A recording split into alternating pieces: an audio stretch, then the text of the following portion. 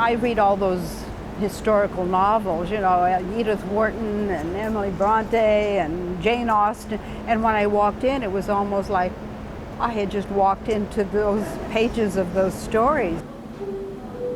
Suzanne is a volunteer at the Merchants House Museum, located on East 4th Street in downtown Manhattan. The museum was once the home of the Treadwells, a wealthy 19th century merchant family. The youngest Treadwell daughter, Gertrude, lived in the house her entire life. After she died at the age of 93 in 1933, the family name died with her.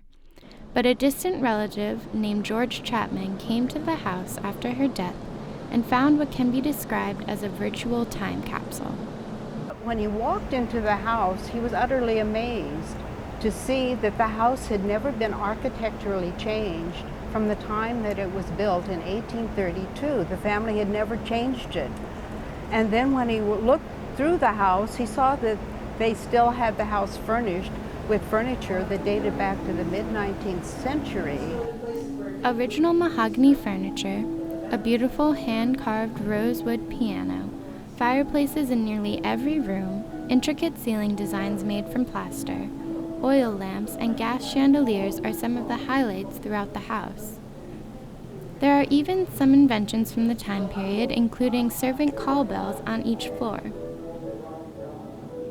It's so wonderful to be able to actually experience, rather than just read about the history of New York, but to actually see something that represents the history of New York is just a treasure that we should value.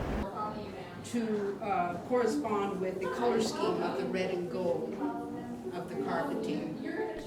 The house was named a landmark by the Landmarks Preservation Commission in 1965 and is one of the famous historical sites in New York City. But today it faces a pending threat. This house was one originally of 6 row houses being houses that were built flush together on the sides. So there were 6 of them that lined this city block.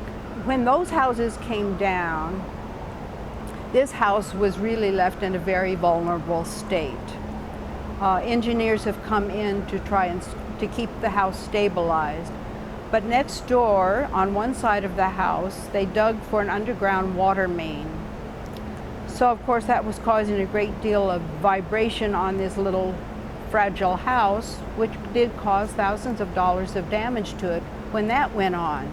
And now we are up against another threat on the other side of the house, where a developer wants to build a hotel next door.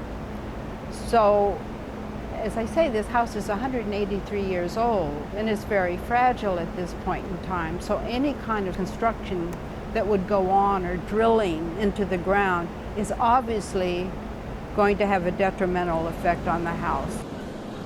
The architecture company that has proposed the project has said the safety of the house is a priority, and the Landmarks Preservation Commission has a detailed program to monitor the construction. But the Merchant House volunteers still have their concerns. They don't know when construction will begin, so for now, they are carrying on tours and events as usual.